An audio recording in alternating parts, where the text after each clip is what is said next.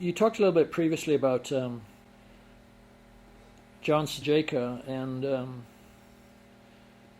you'd mentioned that you'd had the opportunity to look at some of the files that he had, and perhaps you can tell us a little bit more about that? Certainly.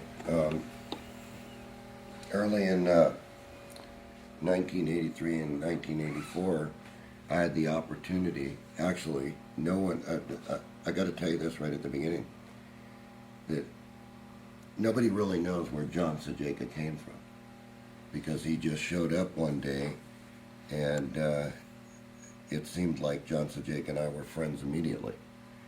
And as I got to know John Cejka just a little bit more, he used to come around and he always carried this pair of horseshoes with him, and he was always playing with these horseshoes and always trying to get me to unlock the horseshoes, but of course I wasn't coordinated enough to use those horseshoes. But he was a strange character, and like when we were talking in the restaurant earlier tonight about this, Rhonda, my wife, didn't care for just two people in my life, and one of those two people were. One was John Cejka and the other was Ron Cole. And why, I have no idea. She just didn't like these two individuals, so she was around during certain things, but not all the time. But one night I was called on the telephone by John Cejka, and I was told to go to a certain address in Canoga Park. And so I just got in the car and went there. And I'm going to tell you all something. I walked into what looked like a normal building, but when I got inside this building, I'd never seen anything like that inside, because all along the top of the building on the upper rows it seemed like invention after invention after invention after invention. And it went on and on and on for about 1,000 feet.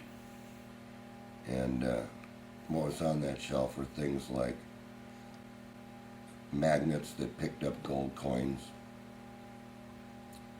gasoline that was made from plants, which he called green gasoline, a real working model of a PAP engine, coils that I've never seen that were conical shaped, almost like a Tesla coil, but much steeper angles than that, which were all resonant at a certain frequency.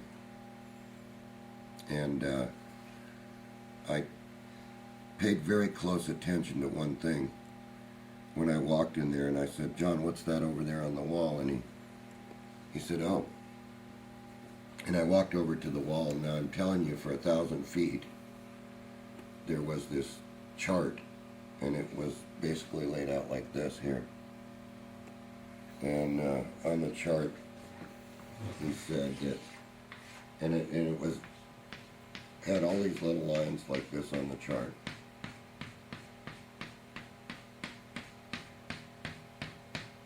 But it was huge. It was almost 1,000 feet long.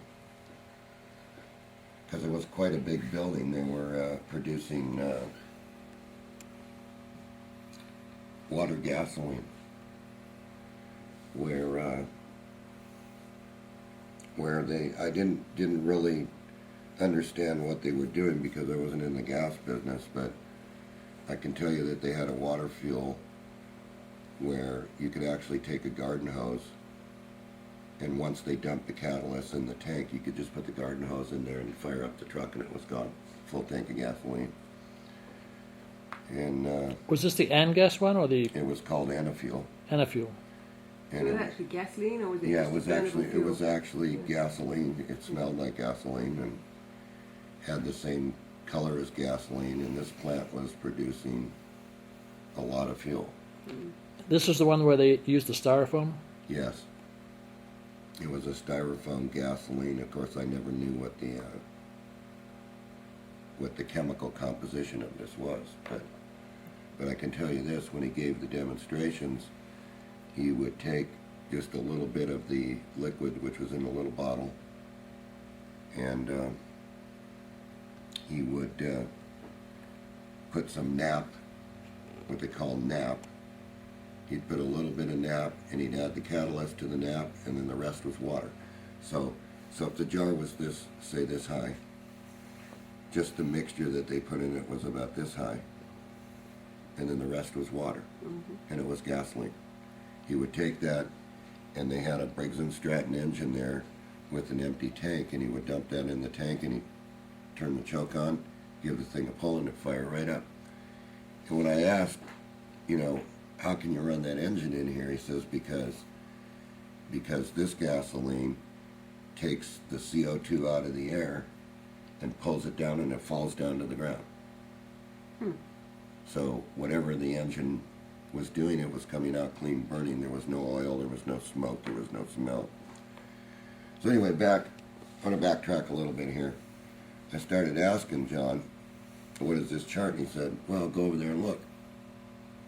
And so I went over there, and it showed where time started on our time scale. And then it went on and on and on, and it got up into somewhere in here, and 2001 was about here, or 2000. And there were little pictures underneath the chart. And I know that most people are going to find this hard to believe, but all along this chart it said who the presidents were, whether they were assassinated or not assassinated, what the year was going to bring as far as food for the world. And, you know, when it got up into, because I was in 84, I was back here somewhere. And when I got up here, it said that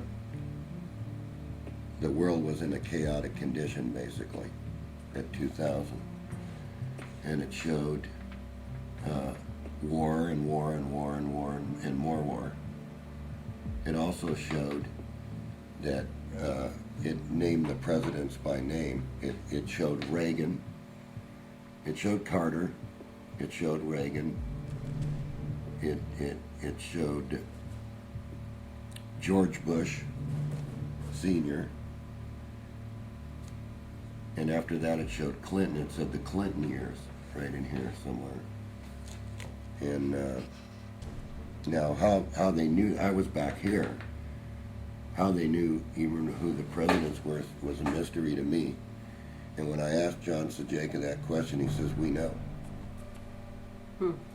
We know who's going to be the president. And right around in here, he said, it showed a little picture, and it showed two little towers. And it showed them on fire. And I never put two and two together, because I was never allowed, while I was at the Cejka lab, to take a photograph of this. But it showed war. It showed war from here on all the way to the end. And it said that time, it ended here for us. And if you take this scale, if this is 1984, and you just look at this from here to here, this must be 2036 or 2034 or something. But it said it ended there, and it ended in disaster. There's nothing went on past that. And I never really paid attention to after this, but I thought it kind of funny when it said, you know, here's Reagan, and then Bush was going to be the next president. And I said, how do you know that? I kept saying that to him, and he says, we know who all the presidents are going to be from here on up. And at that point in time, he says, well, just take all the time you want and look at the chart. He said, but that's all I'm going to answer. And that's all he did answer. He wouldn't go any further than that. But he said that they knew what the future held all the way to a certain date. And so it was easy to make the chart. They could go forward, they could go backwards. And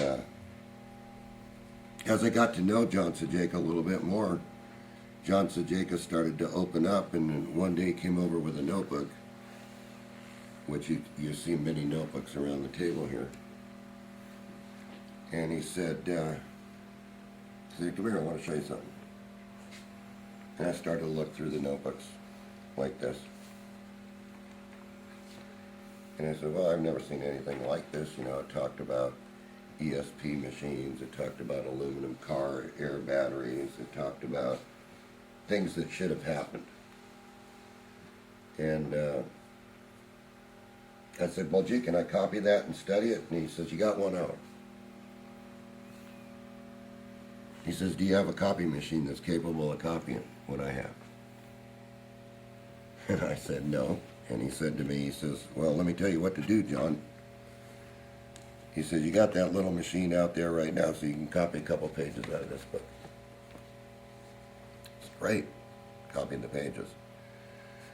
And then I studied them at night, and they were talking about things that were done in the 1800s in this one, articles and things like that, and time, and decomposing rocks for transmutation and things like this. Most of this stuff was, he says, well, let me tell you how to do it. He says, they're running a special on copy machines right now. Just call up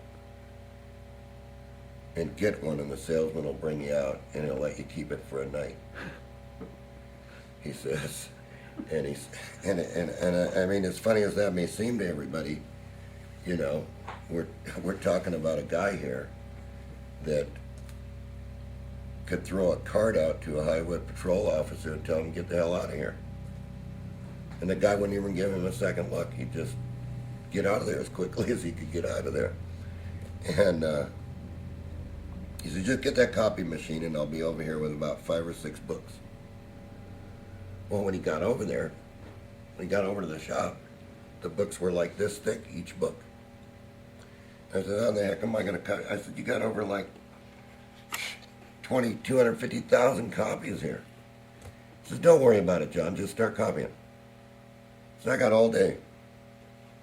And so I started taking things out of his book and running them through the machine. And what was funny, it was a newer IBM machine that they were trying to sell to small businesses. And I got through about 2 of these books and the machine quit. And he says, I says, oh gee, I gotta pay for this machine now. He goes, don't worry about that, John, just call him up and tell him that it quit. And then you couldn't evaluate it. Right? I mean, you know, I got 100,000 copies on a machine, you know, or 200,000 copies and the machine breaks. Of course the machine breaks, right? So this was one of the funnier moments with Cejka. And he said, just call the guy in the morning and tell him to bring over another machine because this one broke down. And so I called the guy up and he says, what do you mean it broke down? We haven't had any problem with these machines. I said, well, this one quit while I was copying. You know, I myself never had a copy machine. I had one of those little, what you would call the dry transfer paper where they came out on the rolls, right? And it looked like chicken scratch when it came out. And I called this IBM guy up and he came right out and he says,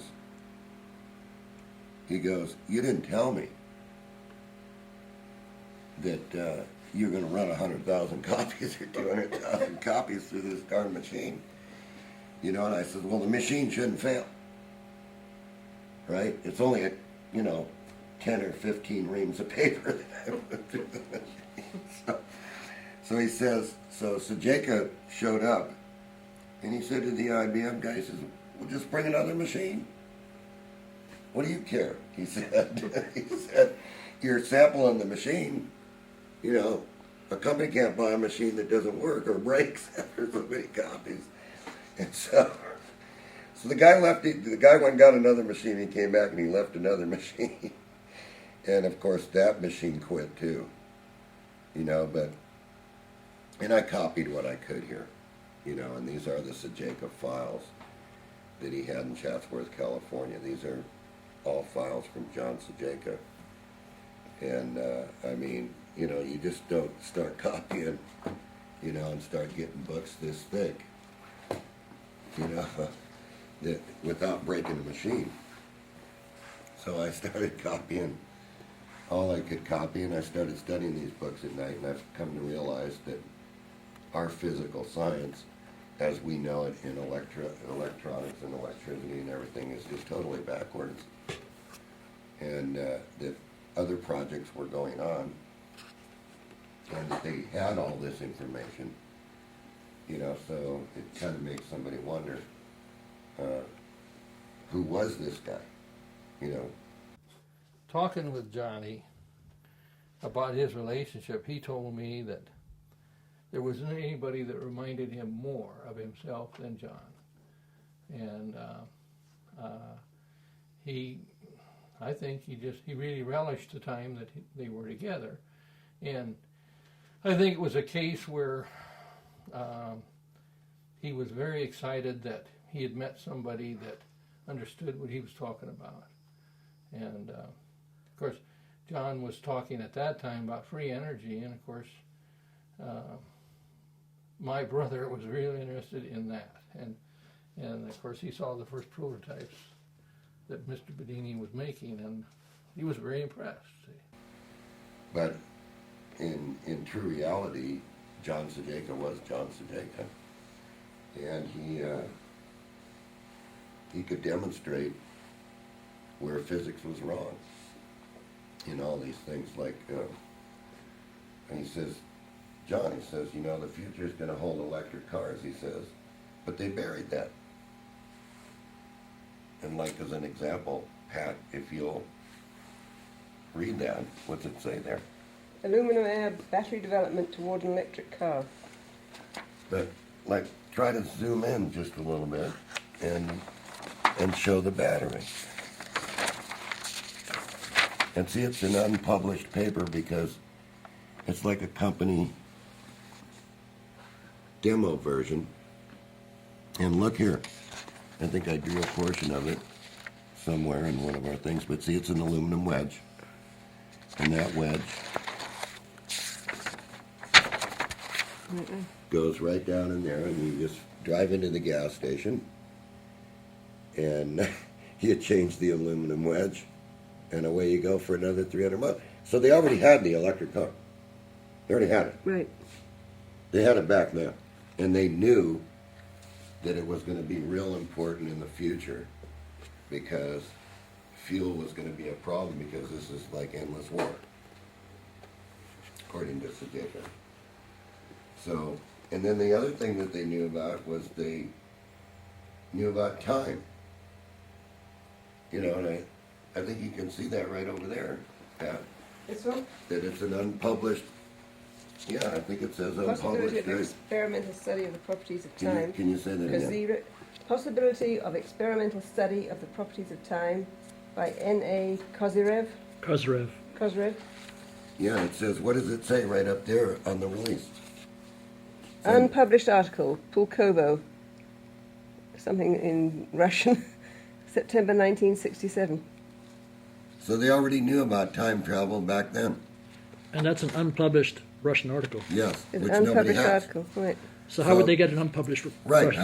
How did unless they were all together and they just thought that they can convert me into doing something, you know, is working for them. Because John Cejka had the unique comprehension, and I gotta say comprehension, of knowing people that could do it. You know, so I guess you could say that I was pretty fortunate, like in a couple of these things here, This one? Like this one here, he's doing transmutations, and these are actually this his one? note. Right here, actually his notes. Ranisotorium. Yeah. And if you flip a couple of pages, Pat, you can see it on the left-hand side. It says ruby gold.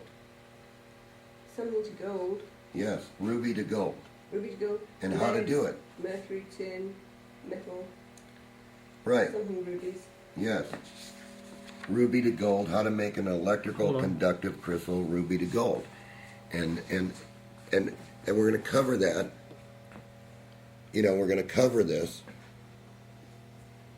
in the DVD where we talk about making these crystals in the oven. Okay. But that was the original. Now, John, I got to say that John, Whose writing is this? that's John Cejka's writing. So wherever he got the information, it's written right there. It says tin makes platinum. Yeah, tin makes platinum. Now, okay, What makes mercury? Something. yeah, carbon or something there. Converts to crystal something. Right, so, and it says all done with a red powder. You know, this was a red powder. So, being as inquisitive as I was, I had to try it all. So, I mean, I went through these books methodically, and I've tried just about everything that John Cejka said here. And it sure does work, because I was able to make sound generating crystals and things like that that were ruby gold. Rubies is saying that they were growing mites in what year there? 1837. Yeah, and that they knew all about that. And as you go Oh, through that was these- biogenesis. yeah, Can you back up? Let me. yeah. Andrew And Cross. I'm Andrew gonna go Cross. to the other side for a minute. Genus Acori. Yeah, and I think you're going to find in here. Tom Bearden has written about him too. Mm-hmm. And the same as the Urey Fox Miller experiments in San Diego proved that as well. And then Faraday actually went to the Royal Society and backed up the fact that Andrew Cross was making living entities in the lab just by sparking. Yeah. Now, Tony, if you can get the camera over here, and Pat, if you could come to for a second. I don't have my glasses on. Could you read what's... Okay. This is Walter Russell, Okay. and this is a power generator that they want to replace all the generators with. And guess who's going to do it? Raytheon. Okay, yeah. And it says right there in the correspondence. Dear Walter and Lee. Yeah. I should have written long before this to thank you for all the treasured gifts you have sent me and for the courtesy you extended to the delegations from NORAD and ADC. From NORAD. Yeah. Now, it still comes back to the question, who was John Cejka, and how did he know, and where did he get all this And stuff? why did he keep them all? Yes, and Yeah. why was there only a few people that he confided in, and why did he allow me to copy it? And he was really a prodigy, wasn't he? An electrical prodigy, wasn't Yeah, he was from a child. He was brilliant that way. And of course, being born on a farm, especially back in the time that he was born, in the 30s, it was all work he? Yeah. and no play. And so he always was anxious to get away from the farm. Yeah. And he did a lot of things, all he could do, but fact was that, he felt like he was just misplaced. He wanted to be where the action was and talk to people that were doing things, and he had a lot of great ideas. But What did he do from an early age that showed everyone that he was kind of had some affinity for working in the electrical field? well, I remember him talking about this, is that everybody was wondering, you know, where does ball lightning come from? So he built his own spark gap, and he took his mother's vacuum cleaner, and he built an orifice for it. And you could do this today if you build the right spark gap on DC voltage and run a stream of air past that spark gap. You will make ball lightning. Because when the lightning is electricity is formed, he claimed it was separated from the main stream of the voltage. It would like curl up, and it became balls, little ball lightning. And that was one of the first things he did, and I think he wasn't even 10 years old. So, but, you know, he went to Ames for a while, and I know that he had extremely high IQ, but he was a young man. He was interested in a lot more things in science at that time. Yeah. So, being susceptible, he got into a marriage situation, and his whole life changed. So, but when he was a young man, he built a welder using glass plates and tin foil. He built a transformer and built a welder and Dad used it for years after John left the farm. But my father thought it was just foolishness, you know. But he built a welder from scratch. And I don't know, it was just a few years ago, I think they still had that welder. But yeah, he was pretty young when he did that. So, yeah, there was a lot of things that being the kind of person and the IQ he had, he was always getting into different problems because, you know, he just wouldn't let something be. He would try to find something, way to do it better. So, yeah. And I suppose from an early age, I can remember him talking about building his first Tesla coil, and he was real interested in those things. Of course, in those days, he knew more than what many high school teachers knew. So they had a hard time, you know, instructing him because he was way ahead of them. So, and I think that was one thing that was pretty frustrating for him. Because he wasn't going to let unanswered problem stay unanswered. So now these files have been sitting in these books since 1984 on my shelf, and you can tell by the paper. Yeah. But these books are crammed full. Like, why am I in some of these books? Yeah, I saw you over here in this one. Right. Yeah. Where it says whose scalar tuner it was. And if you could pan over here for a minute of who did the scalar tuner. John Bedini. You never hear it. Only Tom Bearden had published that us two did it. But Bedini version of the Dea Ferreto scalar detector. mm-hmm.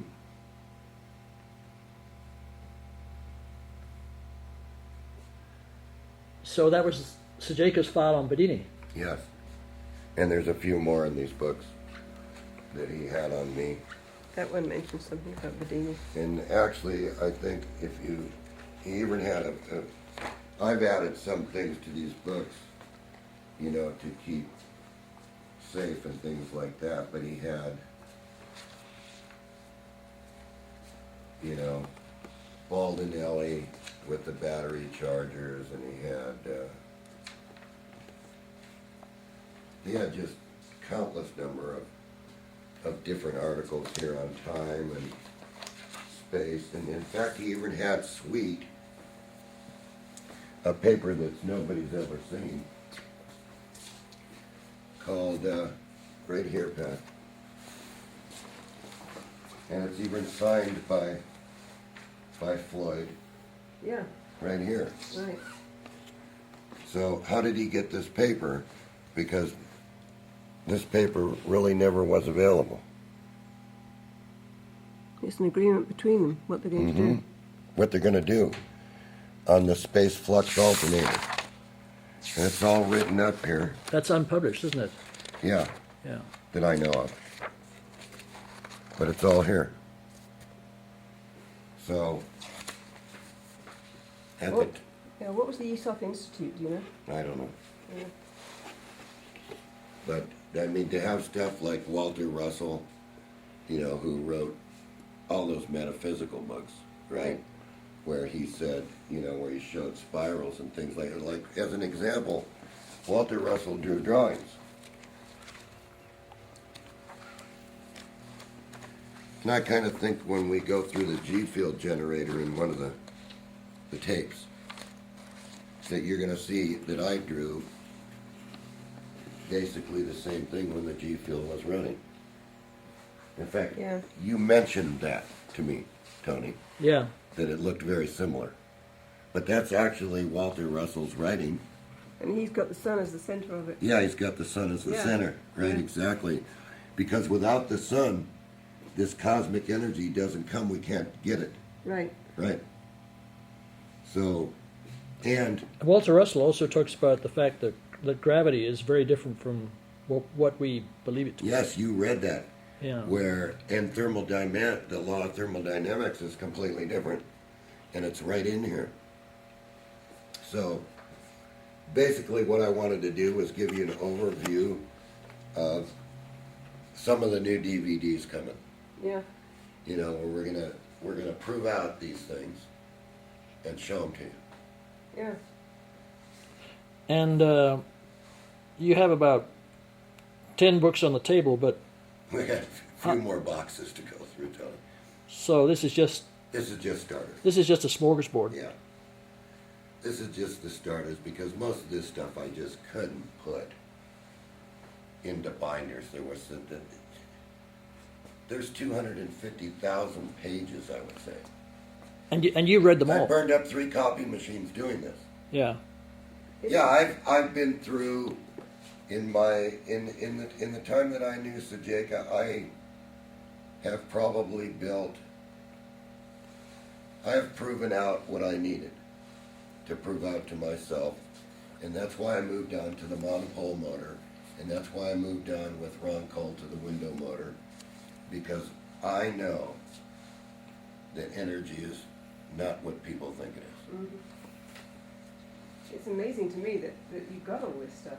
Well, I was quite favored by John Cejka for a while, and then I got him mad and by defying him. And he would always call me up on the phone, or he'd come to me in person, and he'd say, "John, you're going to be sorry you did that." And I'd laugh that off and take off. And he'd hit me with something from a distance, and he'd ask me when I come back, "How'd you feel? Did you like that?" And I said, "I wasn't very good, John," you know. And he did it to me when I went down to visit Tom and Pete Kelly. And, you know, he told me exactly what he was going to do to me on the phone, and I'm going to tell you, I'm not going to say it on tape.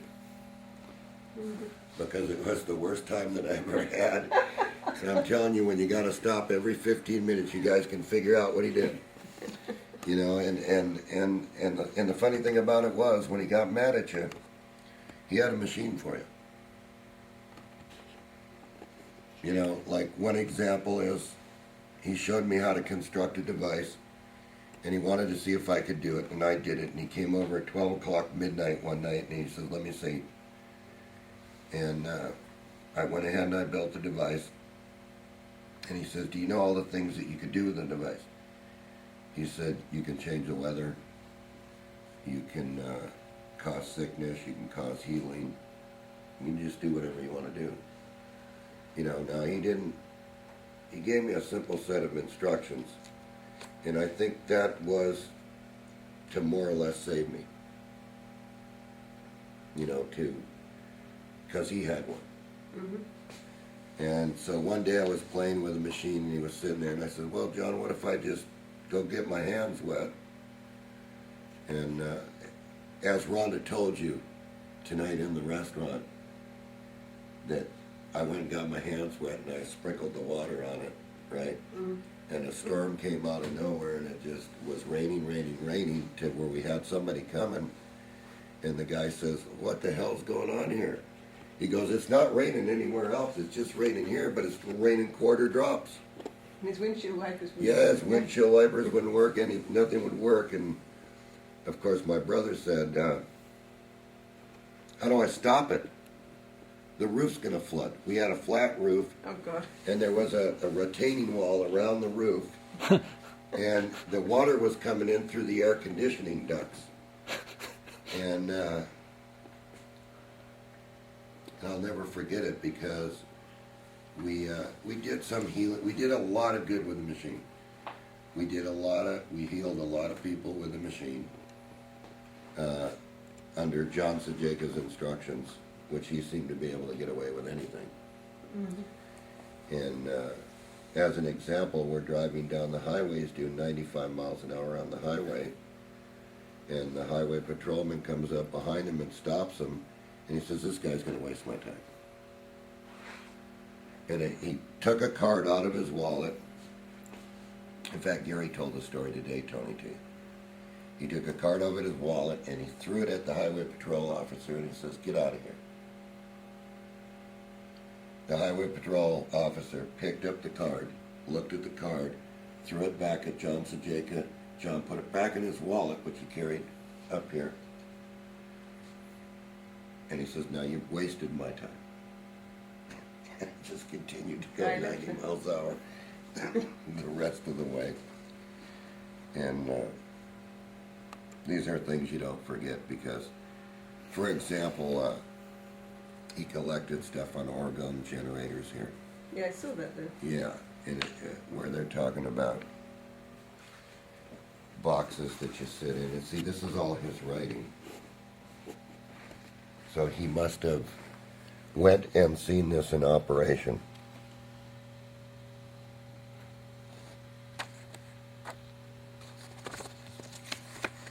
Because I think that's what his job was. See, like this guy has, these are cobalt blue glasses that this guy is wearing. Why? Because then you can see the Oregon energy, he said. Huh. So, you know, for right now, I think that's what I want to say about John Cejka, and I think that we'll cover it. We'll cover more about John Cejka in the upcoming DVDs. Okay. Yeah. Just a quick question, John, before we take a break. How was he funded? Any idea? I can only tell everybody this, that we went out to a restaurant and he made a phone call and I overheard the phone call and he said to the girl that was with him at the time, her name was Nancy, he said, Nancy, bring home a bag of money tonight. And she worked. She worked for a bank. Well, she came home with a bag of money. Threw it on the table. I was there having coffee with him and said, is that enough, John?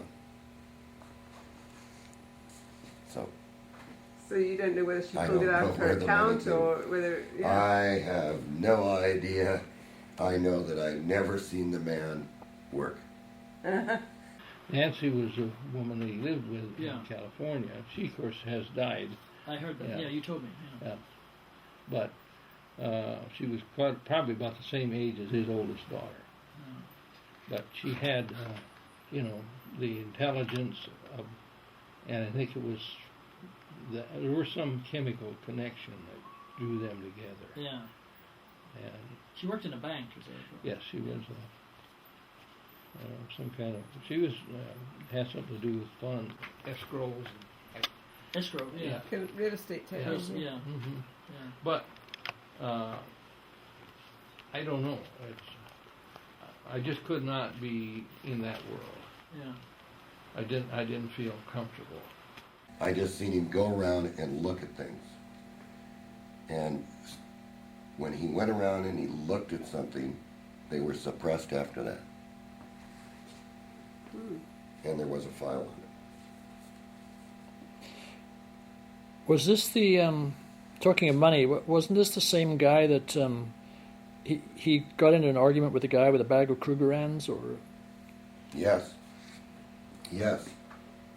Oh, I saw something. Is that about the... Gold magnets, right? Right, yeah. Anyway, in one of these books I saw something about He got that. into an argument with a guy that was a hot shot coin collector. And he said, bring your bag of coins. And the guy said, yeah, I'll bring the bag of coins, but you're not going to be able to pick them up.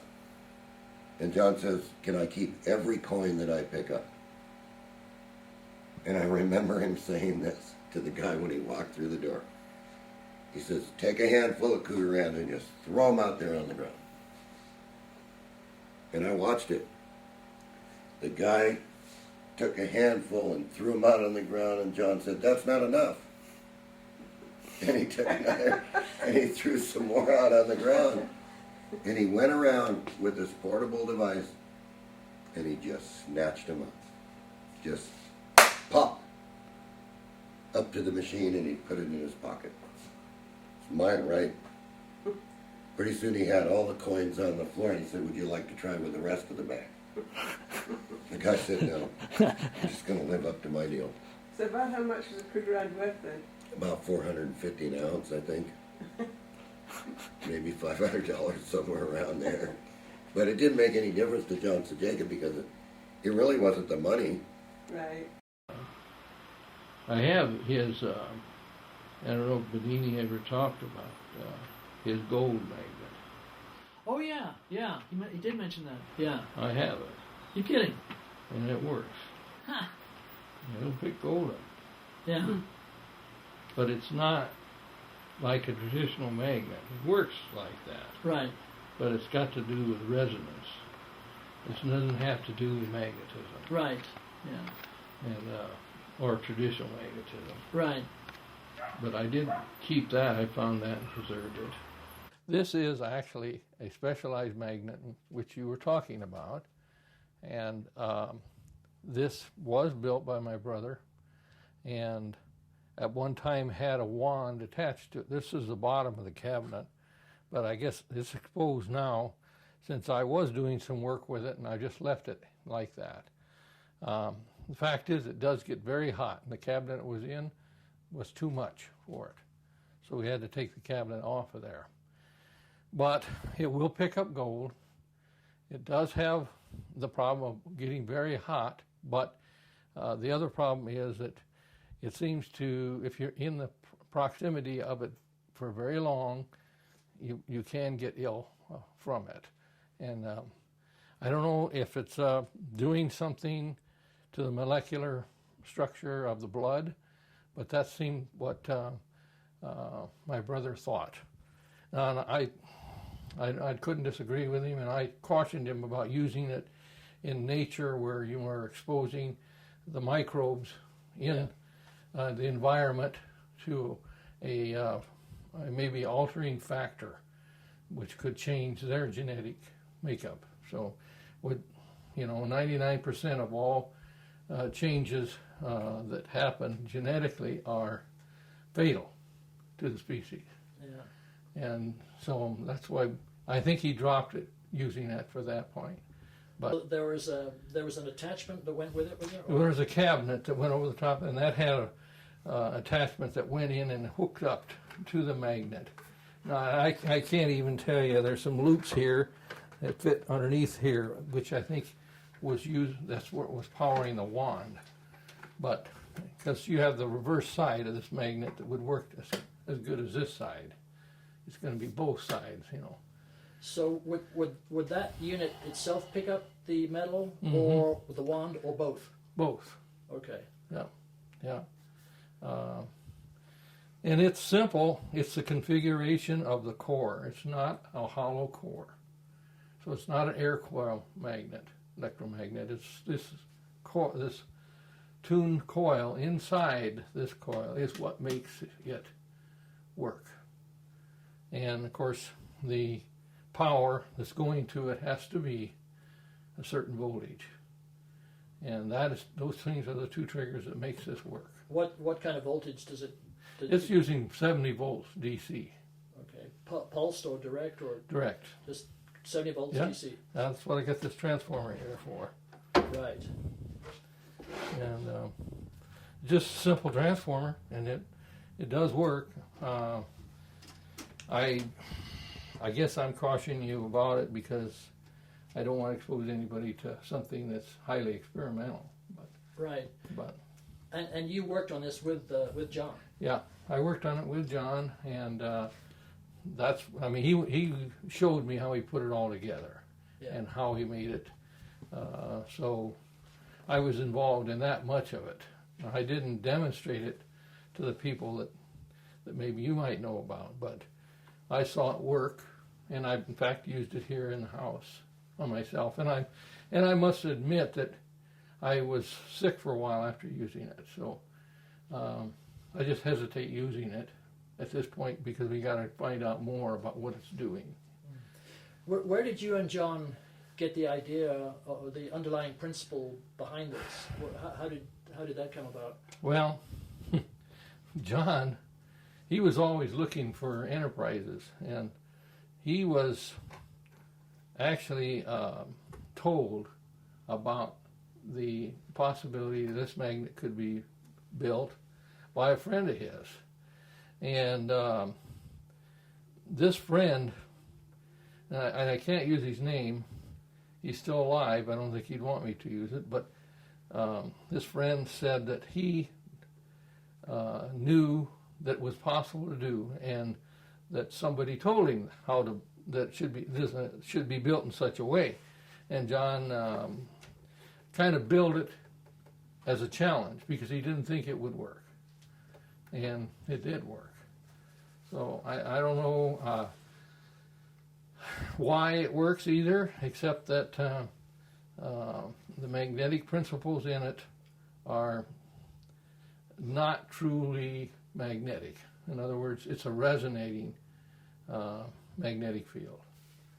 And it produces quite a vibration, quite a hum to it. I don't know, it's in its crude form here, and I think it could be refined quite a bit. Did he just have the one model, or this is it? This is the only model. Yeah.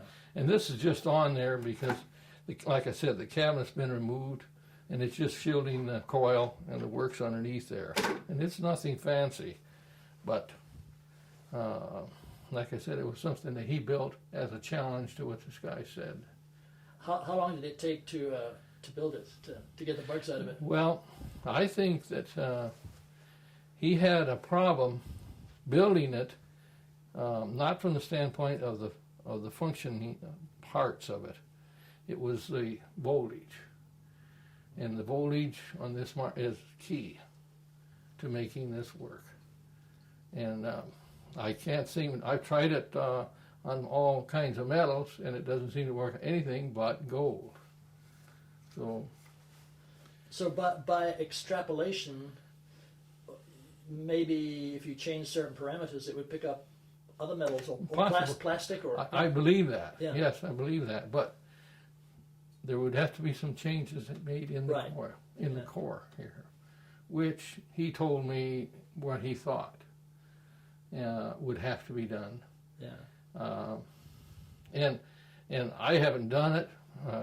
I just felt that maybe it was a little touchy to do any more work on it, so I've just left it like it has been. Yeah. And I've done a little tinkering down here with it, but I just didn't want to go any further. Yeah. You say making changes in the core, just generic terms. What kind of changes would make it move one way or another in terms of up or down the periodic table, or? Well, I don't know how much to go into it, but this core is not a solid core. Right. So it's segmented. And these segments that are in here are of the kind of metal that he found out would work. And secondly, of the right shape.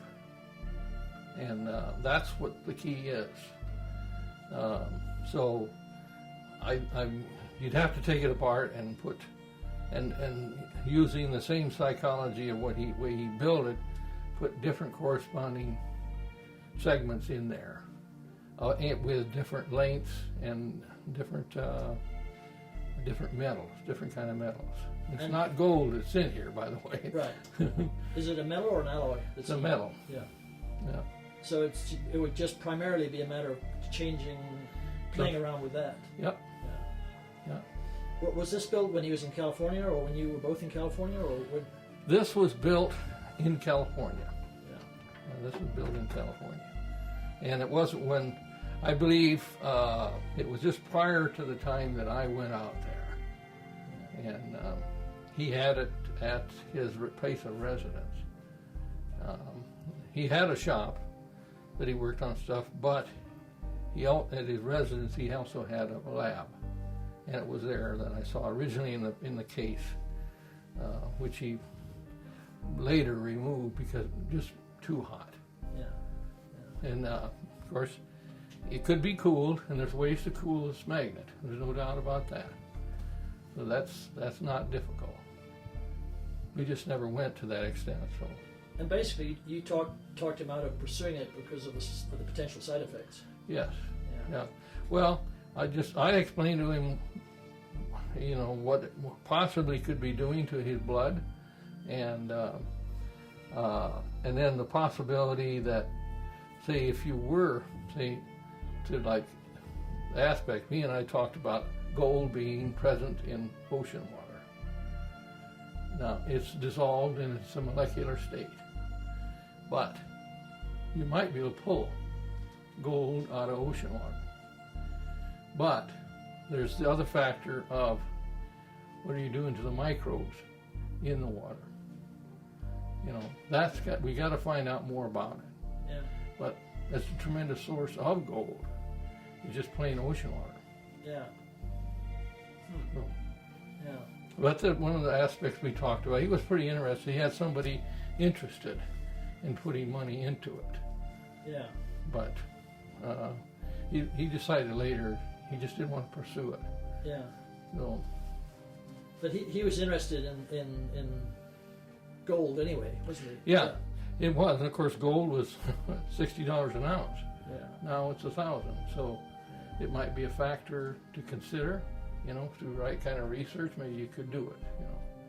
Yeah. As the shielding that it might take to do might be kind of expensive, but $1,000 an ounce, you could probably pay for that pretty quick.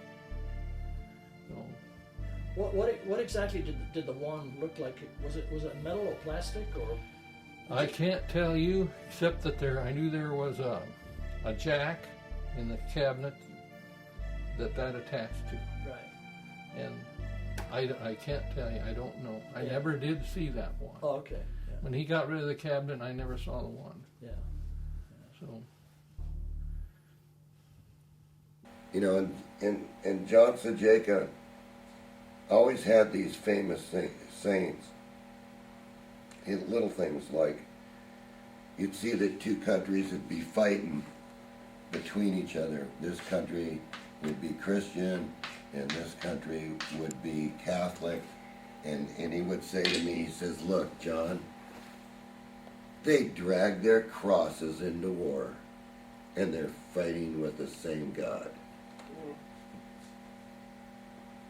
He would say things like that.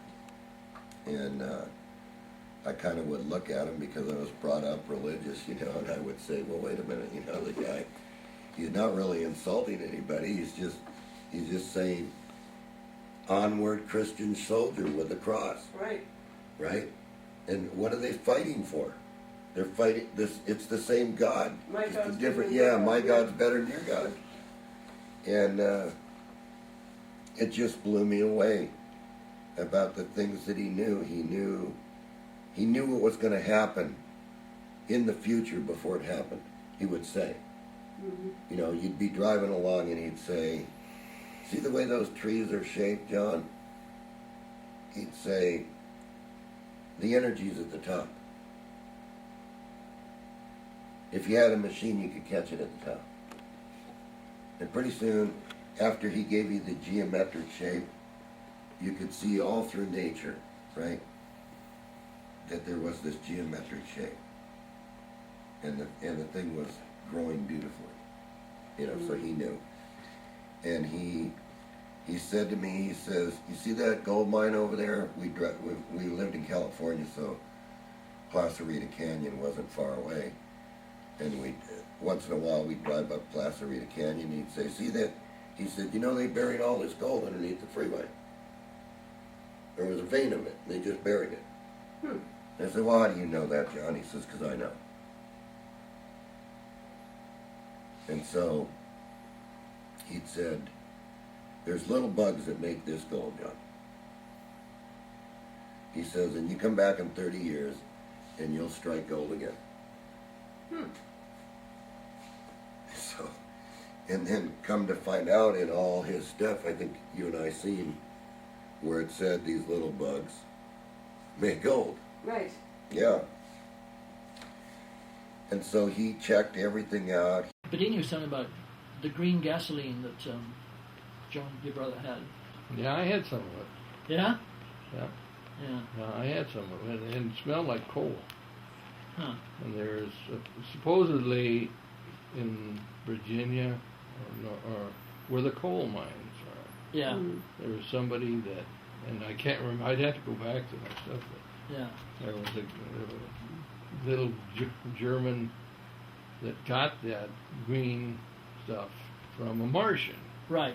and it was made by coal, and Yeah. from coal. And John got, I don't know how he found out about this guy, but he went to see him, and he found out the guy had a process to take coal and refine it into a liquid. Right. And I saw pictures of it and formulas and stuff like that. Yeah. And I don't know, they never became my possession. Yeah. But, and John, he tried like a lot, very hard to get hold of those formulas. And I don't know that he ever did. He was the only man that I ever knew that had one of everything. And he had a gigantic schoolhouse with file cabinets in it, where all this stuff had been kept for years and years and years, suppression. And I think when Tony was reading some things here, that he recognized some names and he knew they were spies and they were suppressors. Like, for example, in one of these things, Moray's mentioned, where Moray actually filled in the missing chemicals. Now, how did he get that? Well, Cejka filled in the missing chemicals. Yeah. Yeah. Where did he get the information? Yeah. And he said, "Don't worry about that, John." When I asked about that, he says, "We've made that a long time ago." And that's in one of these files that I was looking at. Yeah. Yeah, one of these. There's so many of them now. Yeah, there's just tons of these. You know, different papers with Cejka's writing on it, where he obviously went and checked it out, and if it was something that was really, truly workable and real, then it was suppressed. But this, we know that Walter Russell was for real because his books are out there. Yeah. And we know that that And John... how did you get hold of these letters from Walter Russell Well, to that's... Henry? well, he Musberg, told me the story on this. He told me that he went to visit Walter Russell's wife. Oh, she must have given him to him. Right? It's very nice of her. Yeah. And so, and I mean, we're talking, you know, she was a beautiful girl. And, Saying he was a sweet talker? well, he must have been a pretty darn good sweet talker because he ended up with that file and nobody else has got that file. Right. I wasn't there for that meeting, but he did tell me he had met with her, and I know she shared some things with him and some of Russell's journals of what he did, but I don't have them. Nobody's ever seen that. But, I mean, you can read it here, I think Tony was reading it here. If you just read a little bit of it, Pat, where it talks about, they say right in here, nature, science is wrong.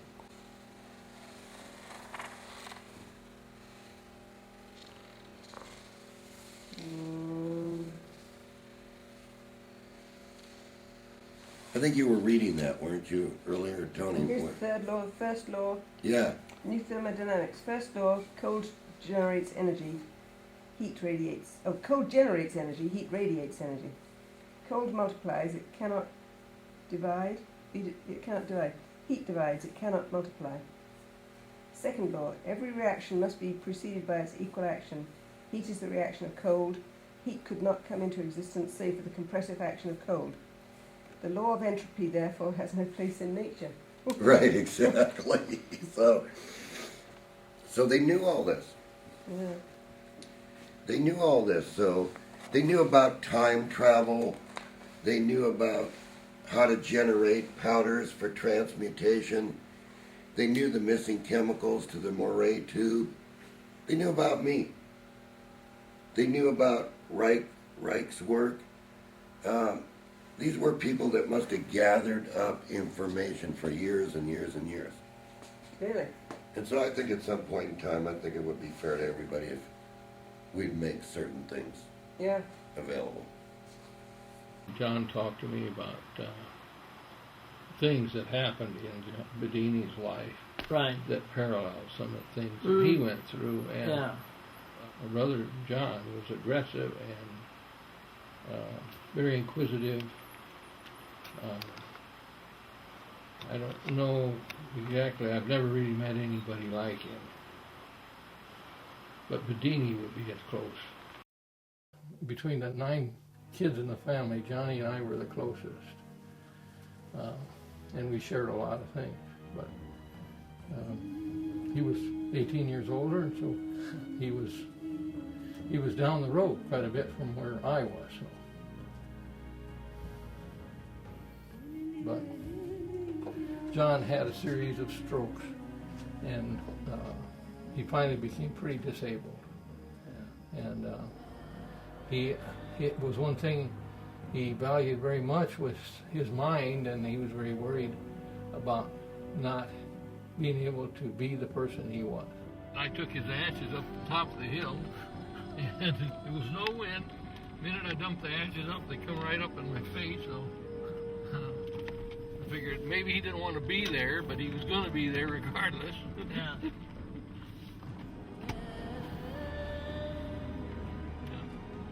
Corn, as you know, is a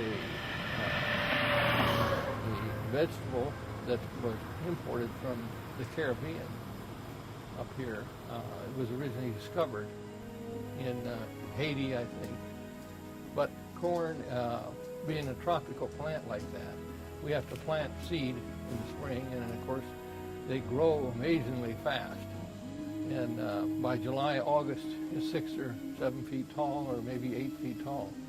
But it grows so fast, and the cells of the corn expand and multiply at such a great rate, and it pushes up from the center. It's like as a swirl, and it pushes up through there as it slips through the sections that are already completed. The new section will make a squeaking sound, and you can actually hear that in the field. Each plant is growing at a different rate, at a different stage, you know. So you could almost maybe put a tune together, but it'll be a solid amount of squeaking going on all the time, like a swing might make a squeaking sound like that.